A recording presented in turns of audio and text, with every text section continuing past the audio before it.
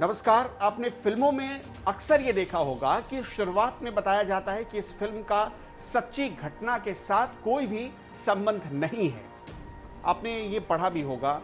लेकिन आज हम आपको जिस घटना के बारे में बताने जा रहे हैं वो घटना बिल्कुल बॉलीवुड की फिल्म की मर्दानी 2 से मेल खाती है।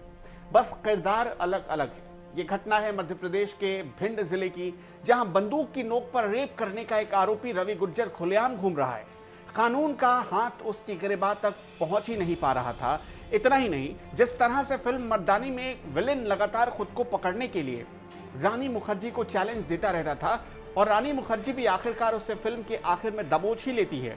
कुछ इसी तरह से रेप का आरोपी रवि गुर्जर भी डीएसपी पूनम थापा को लगातार चैलेंज दे रहा था कि आओ मुझे पकड़ कर दिखाओ। लेकिन जब उसके बताए लोकेशन पर डीएसपी पूनम थापा पहुंचती हैं तो वो वहां से फरार हो जाता है। ये सिलसिला ऐसे ही कई बार चलता है, बार बार चलता है। जब मैं यहाँ पर फर्स्ट जो मेरी पोस्टिंग हुई थी 13 फरवरी 2021 को मेरी यहाँ पर पोस्टिंग हुई है। ये फर्स्ट डायरी मेरे हाथ आई थी। सन इन्वेस्टिगेशन के लिए मुझे डायरी सपोर्ट की थी। इसमें आरोपी है रवि गुर्जर, जो कि बिलखड़ी ग्राम गोहा चौराहा और ग्वालियर के पिंटू पाल का रहने वाला है। इसने मेरा कुछ दिनों के बाद जब इसको पता चला कि मैडम मेरा इन्वेस्टिगेशन कर रहे हैं और मैडम मुझे पकड़ने के लिए पूरे प्रयास कर रही है, तो इसका मेरे पास फोन आया एक दिन। अब मुझे नहीं पता इसने मेरा नंबर कहाँ से लिया, किसने लिया। तो उसने मेरा नंबर लेके मुझे फोन किया कि मैडम आप इन्वेस्टिगेशन कर रही हैं। मतलब शुरू में ये ऐसी बात कर रहा था। जब बहुत ज्यादा दिन हो गए, अब जब हम फाइनली इसकी साइबर से लोकेशन निकालने लगे, 20 दिन हो चुके थे, अपनी गिरफ्तारी नहीं दे रहा था, तो हम जब साइबर से इसकी लोकेशन निकालने लगे तो ये कभी भिंड आ रहा था इसका लोकेशन, कभी ग्वालियर आ रहा था। कुछ दिनों बाद ये मुझे लगातार व्हाट्सएप पे मैसेजेस करने लगा कि मैडम मुझे आपसे बात करनी है। मैं यहाँ 8 दिन से हूँ भिंड में, आप मुझे पकड़ नहीं पा रही हैं। मैं 4 दिन और भिंड में रहूंगा और अगर पकड़ सकना है तो इन्हीं दिनों में पकड़ लो, वरना मैंने वीजा पासपोर्ट सब बनवा लिया है, मैं घर बार छोड़ के चला जाऊंगा। एक दिन ऐसे ही ये हुआ कि मुझे कंटिन्यूसली फोन तो करता ही था और मैं इससे बात भी करती ताकि इसकी साइबर लोकेशन मुझे पता चल जाए कि एग्जैक्टली ये है कहाँ पर। इसकी लोकेशन हमेशा भिंड के आसपास या मेरे से कम 60 किलोमीटर दूर आती थी। रवि गुर्जर वॉइस कॉल से फोन कर अपनी लोकेशन बताता है और डीएसपी पूनम के पहुंचते ही पहले ही वहां से फरार हो जाता है। लेकिन डीएसपी पूनम थापा ने भी जैसे रवि गुर्जर के लगातार चल रहे इस लुका छिपी के खेल का खात्मा करने की कसम खा ली थी। इसलिए उन्हें जब पता चला कि रवि गुर्जर का बिरखड़ी के अलावा ग्वालियर में भी घर है तो उन्होंने तुरंत मिंटो पार्क में स्थित उसके घर पर छापा मार दिया। लेकिन रवि गुर्जर वहां भी नहीं मिला। लेकिन हाँ, रवि गुर्जर को इस बात की खबर जरूर मिल गई थी कि डीएसपी पूनम थापा ने उसके घर पर छापा मारा है। इसलिए उसने तुरंत पूनम थापा को वॉइस कॉल किया और बताया कि आपने मेरे घर पर लात मारी है। अब तक पूनम थापा रवि गुर्जर को अच्छी तरह से समझ चुकी थी कि ये शातिर किस्म का बदमाश है, इसलिए उन्होंने भी जैसे रवि गुर्जर को पकड़ने की कसम खाई हुई थी। फिर एक दिन अचानक मैं इसकी तलाशी के लिए इसके घर गई, बिरखड़ी ग्राम भी गई और साथ में पिंटो पार्क भी गई। पिंटो पार्क में जब मैं पहुंची वहां पर तो इसने मुझे वहीं पर ही फोन लगाया। इसको पता नहीं कैसे पता चल गया था कि मैडम आई हुई है। इसने मुझे फोन लगाया, मैडम जी आप मेरे घर पे हैं। मैंने बोला हाँ घर पे हूँ, तू आ जा।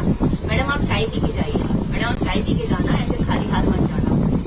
अच्छा तुम आ जाओ यहाँ पर, अगर तुमको ऐसी फिक्र हो रही मेरी आओ। तो ये नहीं आया।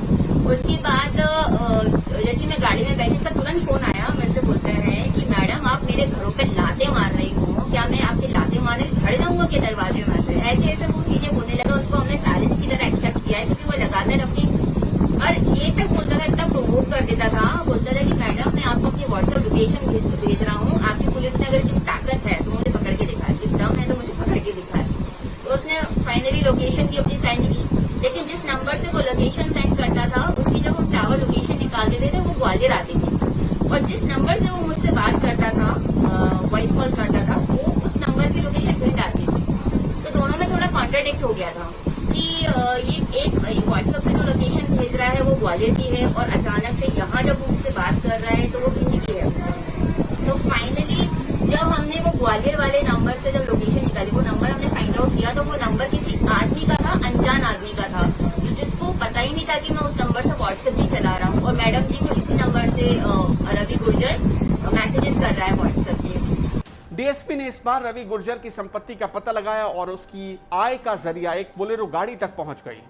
फिर क्या था? पुलिस को छकाने वाले रेप के आरोपी रवि गुर्जर तक डीएसपी पूनम थापा आखिरकार पहुंची गई और उसे दबोचकर सलाखों के पीछे डाल दिया। तो जब मैंने उसकी 82-83 की कार्रवाई के लिए मैंने उसकी संपत्ति की जानकारी भी ले ली थी, लेकिन मुझे एक चीज पता चल रही थी कि उसके पास बोलेरो है। बोलेरो उसने रेत की खदान में लगा के रखी है, जिससे जो भी किराया आता है वो उसको अपना इनकम करता है, उससे वो घर चला रहे, जीवन निर्वाह कर रहा था अपना। तो वो अब ये चीज हो गई थी कि हाँ अब हमें ये पकड़ना है, तब जाके ये कुछ कर सकता है, क्योंकि इसके घर वालों को प्रेशराइज करके दबाव बनाकर भी कुछ हाथ नहीं आ रहा था। हम लगातार इसके घर वालों पर प्रेशर डाल रहे थे कि बताओ लड़का कहाँ है तुम्हारा, ये नहीं बता रहे थे। और लड़की को यानी रवि को भी पता था कि मैडम जी मेरे घर वालों को भी परेशान कर रही है, मैडम लगातार पूछताछ करी, उसके बावजूद भी ये नहीं आ रहा था।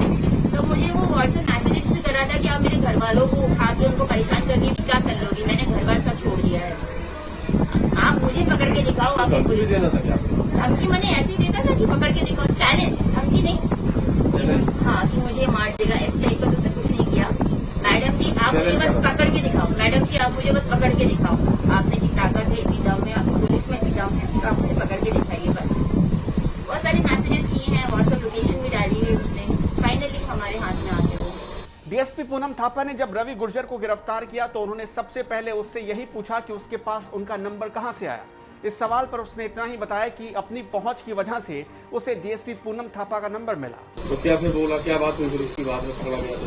सबसे पहले तो मैंने उससे यही पूछा था कि तुझे मेरा नंबर कैसे मिला, तो उसने मुझे बताया था कि मैडम वो तो मिल गया, बस लोगों के थ्रू मिल गया, इतनी तो मेरी पहुंच है, मैंने ऐसा वो स्टाइल में बोल रहा था, मिल गया। मैंने ठीक है कोई बात नहीं, तो तुम आ क्यों नहीं रहे थे? मैडम मेरे को डर लग रहा था, फालतू की बातें जो हर आरोपी करता है। हाँ जेल में है वो, और अभी इन्वेस्टिगेशन उसका चल रहा है, चार्जशीट उसके साथ क्या उसके साथ हमने एक कट्टा, उसके ऊपर 25-27 आम तक लगा हुआ है, एक कट्टा जो चालू हालात में था, और एक जिंदा कारतूस हमने उससे बरामद किया है। उसके ऊपर 67A ID एक्ट की धाराएं भी लगी है, क्योंकि इसने पीड़िता के कुछ आपत्तिजनक फोटोज और वीडियो बनाकर उसको वायरल किए थे। तो उसके ऊपर ये सब। आपने इस चैलेंज को कैसे लिया, कोई डरी तो नहीं इस चैलेंज को लेकर आप?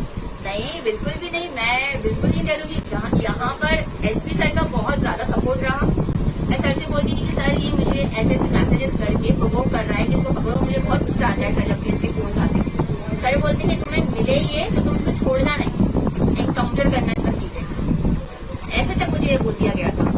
लेकिन फाइनली वो पकड़ाई में आ गई, हमारे लिए बहुत अच्छी बात थी, बहुत अच्छी सफलता थी। आखिर तक आरोपी रवि गुर्जर के पास से पुलिस ने कट्टा और कारतूस बरामद किया है। इस मुहिम में डीएसपी पूनम का डिपार्टमेंट भी पूरी तरह से मदद करता रहा, जिसकी वजह से रवि गुर्जर जैसे अपराधी, जो दुर्दांत अपराधी हैं, वो सलाखों के पीछे पहुंच पाए। वैसे हवालात में पहुंचने के बाद रेप का आरोपी रवि गुर्जर भी समझ गया होगा कि उसका किस पुलिस अफसर से पाला पड़ा था।